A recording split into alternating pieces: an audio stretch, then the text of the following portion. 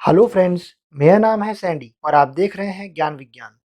दोस्तों, आज के वीडियो में हम डिटेल में जानेंगे कि एक अकाउंट की स्कीम को कैसे बदला जाता है और इसका क्या प्रोसीजर है, साथ ही इसके लिए एप्लीकेशन कैसे लिखते हैं। ये सब जानेंगे हम आज के वीडियो में। तो दोस्तों, वीडियो को लाइक, शेयर और चैनल को सब्सक्राइब जरूर करिएगा, क्योंकि मैं ऐसे ही इन्फॉर्मेटिव वीडियोज लाता रहता हूँ।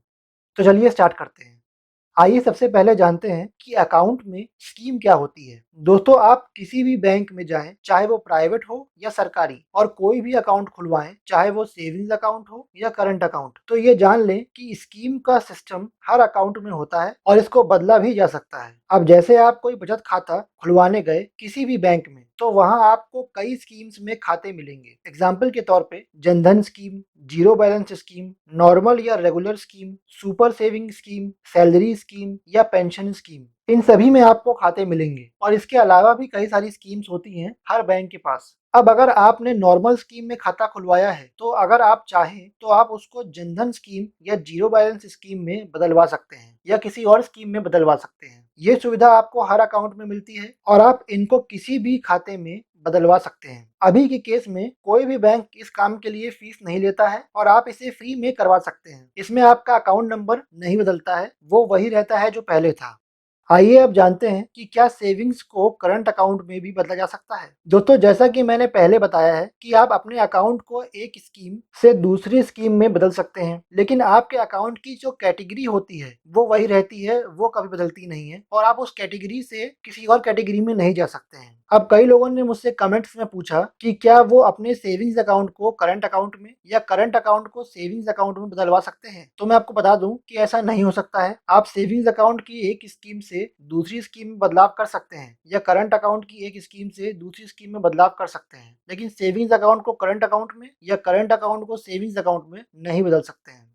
आइए अब जानते हैं कि कौन कौन से अकाउंट्स को बदला जा सकता है। दोस्तों, आप लोन अकाउंट को छोड़कर बाकी किसी भी अकाउंट में स्कीम को बदलवा सकते हैं, यानी savings account, current account, fix deposit account और रेकरिंग डिपॉजिट अकाउंट, इन सभी अकाउंट्स को आप बदलवा सकते हैं। इन सभी अकाउंट्स की स्कीम को आप एक स्कीम से दूसरी स्कीम में जा सकते हैं, लेकिन लोन अकाउंट को छोड़कर लोन अकाउंट में बदलाव नहीं किया जा सकता है। आइए अब जानते हैं कि इसके लिए नियम क्या हैं। अब आपको जिस खाते की स्कीम में अपने खाते को बदलवाना है, तो उस खाते के एलिजिबिलिटी कंडीशंस को पहले से ही पूरा करना होगा। दोस्तों, जिस भी खाते में आपको जाना है, जिस भी खाते में आपको अपना खाता बदलवाना है, उस खाते के बारे में पहले आप जानकारी करें वेबसाइट से या बैंक में पूछकर। उसके बाद जो एलिजिबिलिटी कंडीशंस होती हैं उनको आप पूरा करें, उसके बाद ही खाता बदल सकता है। एग्जाम्पल के तौर पे, जैसे अगर आप जीरो बैलेंस खाते से नॉर्मल खाते में बदलाव करते हैं, तो आपको मिनिमम बैलेंस मेंटेन करना होगा। अगर आप ऐसा नहीं करेंगे तो ऐसा नहीं है कि बैंक आपका खाता बदलेगा नहीं, बैंक खाता बदल देगा, लेकिन जिस दिन बदलेगा उस दिन से ही आपका मिनिमम बैलेंस चार्ज कैलकुलेट होना शुरू हो जाएगा, क्योंकि आपका जो मिनिमम बैलेंस है वो मेंटेन नहीं होगा। अगर खाता जीरो बैलेंस है और खाते में जीरो बैलेंस ही है, तो अगर आपने पैसा नहीं रखा तो मिनिमम बैलेंस मेंटेन करना पड़ेगा आपको। नहीं करेंगे तो आपका मिनिमम बैलेंस चार्ज कटना उसी दिन से शुरू हो जाएगा जिस दिन से खाता जीरो बैलेंस से नॉर्मल सेविंग अकाउंट में कन्वर्ट हुआ है, और ऐसे ही आपको हर खाते के लिए करना होगा।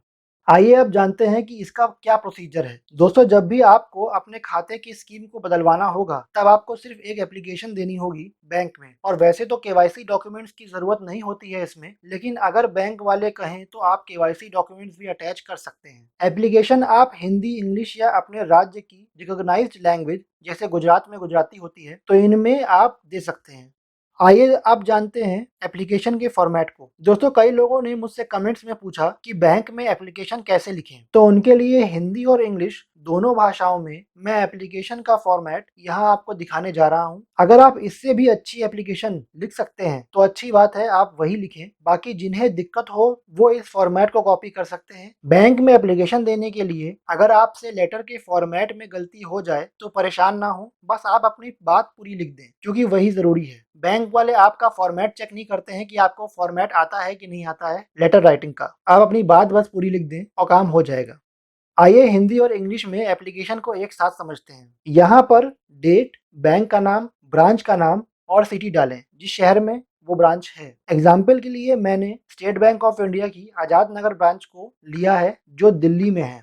यहाँ पे सबसे पहले सब्जेक्ट आता है। सब्जेक्ट जिसको हिंदी में विषय कहते हैं। यहाँ पे आप जिस खाते से बदलकर जिस खाते में बदलना चाहते हैं उसके बारे में लिखेंगे। मैंने यहाँ पर साधारण बचत खाते को यानी नॉर्मल सेविंग्स अकाउंट से जीरो बैलेंस अकाउंट में बदलवाने के लिए लिखा है। इसके जस्ट नीचे पैराग्राफ में भी आपको सेम यही बात लिखनी है। जिस खाते से बदलकर आप जिस खाते में चाहते हैं उसके बारे में डिटेल में नीचे लिख दें। सबसे नीचे अकाउंट नंबर पूछा जाएगा तो अकाउंट नंबर आप वहाँ पे डाल दें। अब यहाँ पर आप अपने केवाईसी डॉक्यूमेंट्स की डिटेल डाल दें। अगर बैंक वाले कहते हैं तो आप अपने केवाईसी डॉक्यूमेंट्स एप्लीकेशन में लगा दीजिएगा और जो भी डॉक्यूमेंट लगाया है उसका नाम लिखकर उसके आगे उसका यूनिक नंबर लिख दीजिएगा। अब यहाँ पर खाली स्पेस में आप साइन करें जो आप बैंक में करते हैं। साथ ही अपना नाम और एड्रेस लिखें और नीचे मोबाइल नंबर दे दें। दोस्तों ये एक सिंपल सी एप्लीकेशन है जो इस सिचुएशन में आप दे सकते हैं अपना काम करवाने के लिए। अगर आप इससे भी बेहतर एप्लीकेशन लिख सकते हैं तो बेटर होगा कि आप वही लिखें। जिनको दिक्कत हो वो ये एप्लीकेशन कॉपी कर सकते हैं। इन दोनों एप्लीकेशन के पीडीएफ आप चाहें तो डाउनलोड कर सकते हैं। इनका लिंक नीचे डिस्क्रिप्शन में आपको मिल जाएगा। तो दोस्तों आज के लिए बस इतना ही। आज के वीडियो में आपने जाना कि एक अकाउंट की स्कीम को कैसे बदल सकते हैं और इसके क्या नियम हैं। उम्मीद करता हूं कि आपको आज का मेरा ये वीडियो अच्छे समझ में आ गया होगा। अगर आपका इससे संबंधित कोई भी सवाल है तो मुझसे कमेंट करके पूछें, मैं जवाब जरूर दूंगा। और सब्सक्राइब करें मेरे चैनल ज्ञान विज्ञान को। साथ ही नोटिफिकेशन बेल आइकन को जरूर दबाइएगा और ऑल पर क्लिक कीजिएगा क्योंकि मैं ऐसे ही इंफॉर्मेटिव वीडियो लाता रहता हूँ। Thanks for watching.